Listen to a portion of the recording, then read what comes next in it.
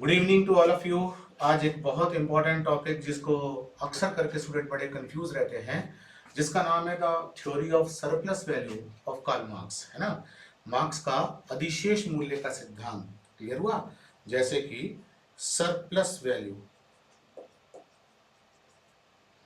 अधिशेष मूल्य का सिद्धांत। तो अक्सर करके आपने ये एक बहुत ज़्यादा क्वेरी मेरे पास स्टूडेंट्स की आ भी रही है कि सर ये सरप्लस वैल्यू क्या होती है, या मार्क्स का जो ये अधिशेष मूल्य का सिद्धांत क्या है, उसको समझाइए। तो आज एक डेडिकेटेड वीडियो इसी पर रखते हैं कि कार्ल मार्क्स ने सरप्लस वैल्यू की थ्योरी में क्या बोला।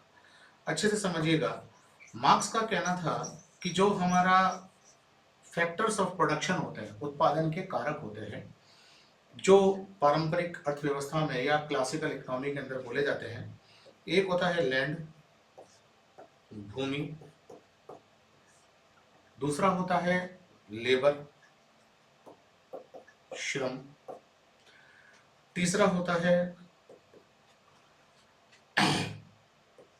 कैपिटल, पूंजी, चौथा होता है एंटरप्रेन्योर, जिसको बोलते हैं उद्यमी। तो land, labour, capital and entrepreneur, ये चार है। अब मार्क्स क्या कहता है? मार्क्स कहता है कि केवल लेबर ही है जिसमें प्रोडक्शन की क्षमता है। मार्क्स ये बोलता है कि लेबर ही है जिसमें प्रोडक्शन का कैपेबिलिटी है। लैंड रिप्रोडक्शन कर सकता है, आप इनपुट कुछ करोगे, यानी कि कुछ उसमें इन्वेस्ट करोगे तभी आउटपुट मिलेगा। अगर कैपिटल में आप क्रिएट करोगे, कुछ उसमें इनपुट करोगे तभी आउटपुट मिलेगा। सेम फॉर एंटरप्रेन्योर, सब तीनों जो है वो रिप्रोडक्शन करते हैं। प्रोडक्शन की पावर किसके पास में है?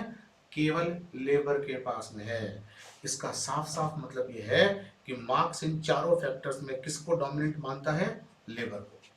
और मार्क्स कहता है कि अगर कोई एंटरप्रेन्योर अगर ये फॉर्मूला आपको बताए, कोई भी एंटरप्रेन्योर, कि भैया मैंने तो किसी के हक मारा ही नहीं है, मैंने तो जिसका जो बनता था वो दे दिया है, तो मार्क्स उस थ्योरी को सही नहीं मानता है। एक जनरली एंटरप्रेन्योर जो है, जो प्रोडक्शन करने वाला है, जो कैपिटलिस्ट है, उसका क्या कहना है?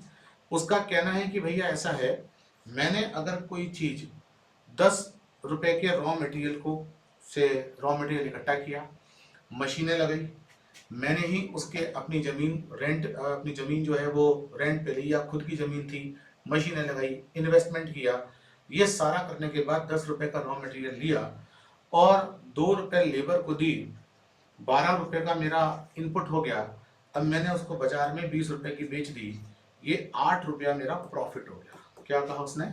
उसने कहा कि 10 रुपए का रॉ मटेरियल था, इस 10 रुपए के रॉ मटेरियल में मैंने 2 रुपए लेबर को दे दिया, लेबर ने उस रॉ मटेरियल से प्रोसेस्ड मटेरियल बना लिया, है ना। मान लीजिए कि एक मार्कर, ये पेन है, इस पेन में 10 रुपए का रॉ मटेरियल लगा हुआ है, 2 रुपए लेबर को मिल गए, और टोटल ये मार्कर हाथ में जब आ गया, वो कितने का आ गया? 12 रुपए का। और 12 रुपए में आने के बाद बाजार में कितने का बिक गया? 20 रुपए का। तो ये क्या है? इसकी मार्केट प्राइस। समझ में आया ना? ये क्या है? इसका बाजार मूल्य। और ये वो वेज है, ये वो भाड़ा है जो किसको दिया गया है? लेबर को दिया गया है। और एंटरप्रेन्योर यानी कि कैपिटलिस्ट बोलता है कि इसमें गलत क्या है?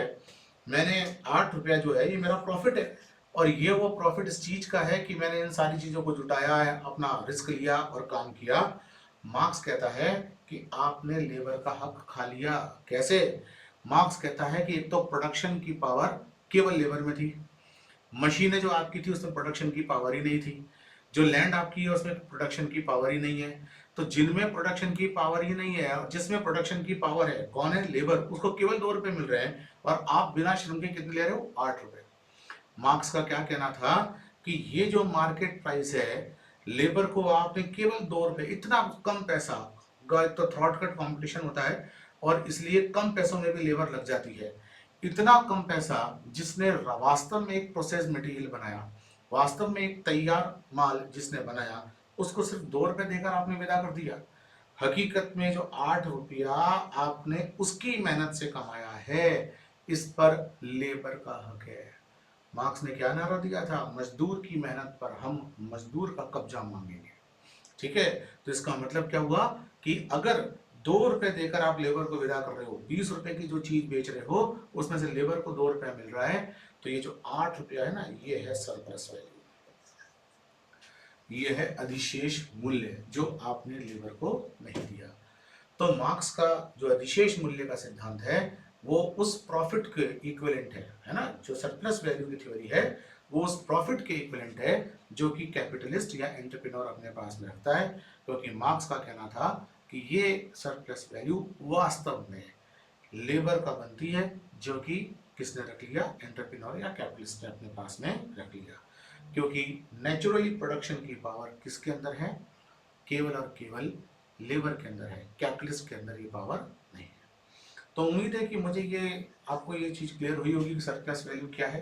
ठीक है ना, सरप्लस वैल्यू जो है वो क्या है, मार्क्स इस वेज को कई बार बोलता है नेचुरल वैल्यू, ठीक है ना, प्राकृतिक मूल्य, ठीक है ना, जबकि उसको मार्केट प्राइस में से जो वैल्यू बनती है उसकी वो मिलनी चाहिए, ये है सरप्लस वैल्यू।